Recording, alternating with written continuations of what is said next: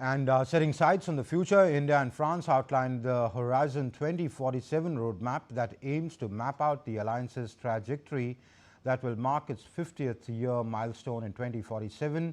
And India-France Year of Innovation is a crucial part. Our next report takes you through the India-France ties and what the future holds for both countries.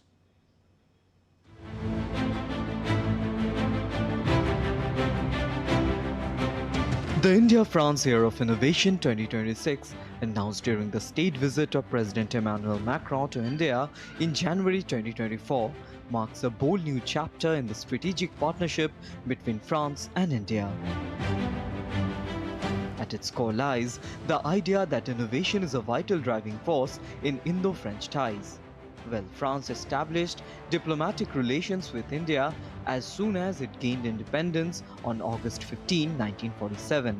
In 1998, the relationship was elevated to the level of a strategic partnership, establishing France as India's oldest strategic partner. And in 2023, on its 25th anniversary, President Emmanuel Macron and Prime Minister Narendra Modi decided to renew and deepen the Indo-French strategic partnership for a further 25 years through the adoption of the Horizon 2047 roadmap. It's under this broader agenda of orienting the bilateral relationship towards the future that Year of Innovation is taking place. India-France Year of Innovation 2026. The initiative is structured around 4 pillars, in which France and India are uniquely positioned. The aim is to develop joint solutions to shared challenges. Key pillars: aerospace, health, well-being and food, sustainable development and energy transition, cultural and creative industries. Launched during the India-France Year of Innovation, Bharat Innovates 2026 aims to accelerate India's deep tech ecosystem and strengthen its position as a global innovation powerhouse. The India-France Year of Innovation not only symbolizes progress but also underscores the coming together of two great nations, two rich cultures and two innovation ecosystems, because the year 2047 will mark 3 symbolic milestones: 100 years of India's independence, 100 years of diplomatic relations between India and France, and 50 years India-France strategic partnership. Hence, setting sights on the future, both countries have adopted the Horizon 2047 roadmap, which aims to map out the alliance's trajectory as it reaches its 50-year milestone, of which India-France Year of Innovation is a crucial part.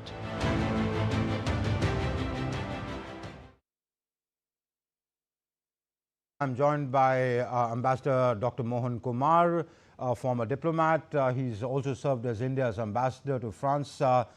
Thank you, Dr. Kumar, for being on the show. Let me begin by asking you, what has changed in the Indo-French ties since you were heading our mission there about a decade back? So thank you very much for having me. I think when I was ambassador, it's fair to say that the 3 pillars of the relationship were defense, nuclear, and space. That was it. Okay. My brief was, please do whatever you can. This is the tripod on which the relationship exists, and you must do whatever you can to take the relationship to the next level. Since then, I think what has changed, frankly, is that India has come to realize that France has so much of state-of-the-art technology in sustainable development, waste management, in urban cities and development, etc. So that's one thing. I think the second thing is that the two countries have realized that this is a strategic partnership that is almost free of any problems.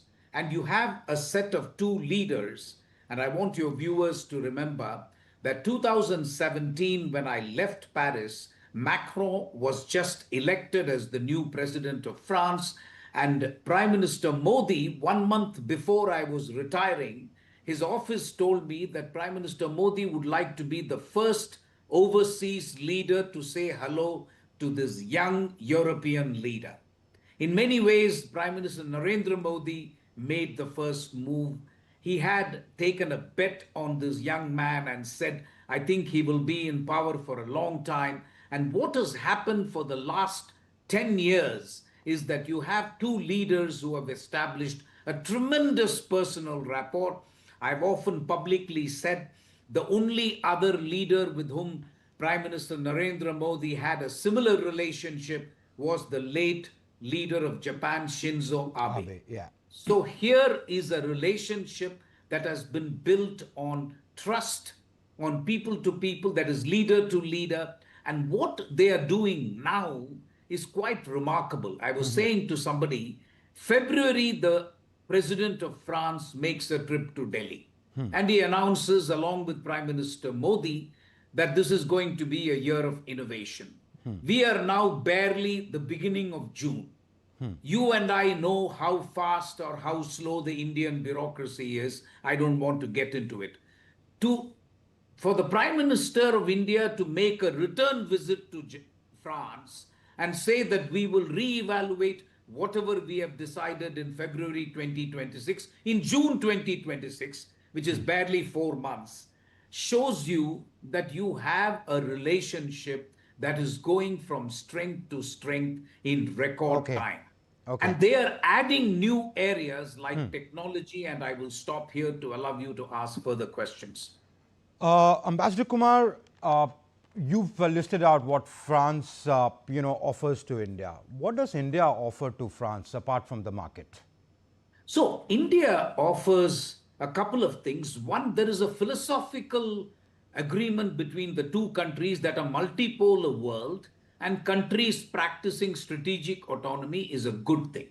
France is, of course, a developed country, but I still consider France and India as middle powers, which are trying to seek a multipolar world with guaranteed stability. You don't have that stability now, you have geopolitical turbulence.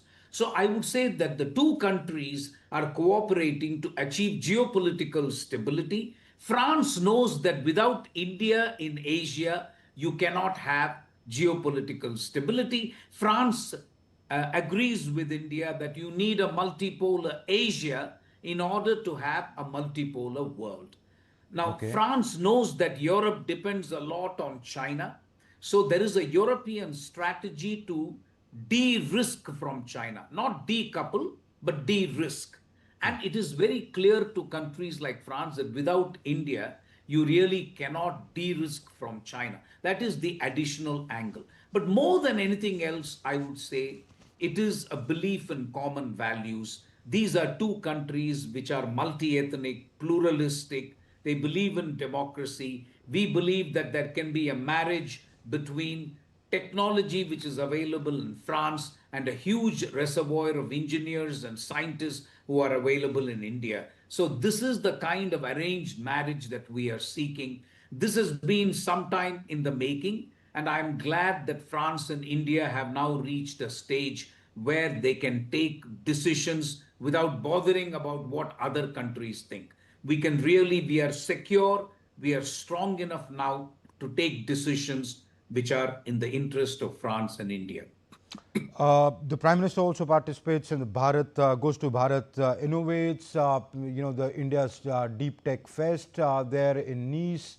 Later, he also meets business and industry leaders in Paris when he returns from Slovakia, and after attending the G7 on the border of France. Could we expect, developments in terms of investment and trade? Yes, I expect tie-ups in the areas of tech because Bharat Innovates, as you rightly say in Nice, is actually going to showcase the largest variety and the range of Indian startups and Indian tech companies. And you have Viva Tech, which also the PM is attending in Paris, which is the largest tech show in Europe. So if our companies can then tie up with French companies and European companies, then I think that'll put into practice and operationalize this decision taken by the two leaders that it'll be the India-France Year of Innovation 2026. And they have identified some pillars which I can see on the screen. I would mention aerospace, I would mention healthcare, I would mention obviously the IT industry because France is easily the biggest digital economy in Europe. And last but not least, I would also include the defense sector. I think the defense is important because there is a paradigmatic shift which is going on. We are going from a seller buyer relationship to make in India. And the question is, can France start making defense equipment in India so that our needs can be fulfilled and Atmanirbhar Bharat can become a reality? But would the French be interested in that, given that they already have a technological edge? Why should they partner or partner with you? I think they will do so for the simple reason that India does not have a bottomless pit of cash to keep on buying these new toys. We Okay. can buy 100 Rafales, 120 Rafales, but next 10 years we cannot buy 1,000 Rafales. So we have been conveying, even when I was ambassador, we have conveyed to the French that medium to long term defense tie ups can only be make in India. It cannot be just a buyer seller relationship. Now, how much technology they transfer, how much technology India can absorb, how much can be made in India, those are all matters of negotiations. But I think the transition has begun, and France knows that if you want a secure Indian market, you have to make things here. There Okay. is no other choice, frankly. Okay. Before I let go of you, Ambassador Kumar, what could we expect? What could be expected to transpire at the G7? Oh, at the G7, I expect the Iran deal will take some space. Everybody will want to know. And I know the Indian press will be very keen for the Indian Prime Minister to meet with the US President.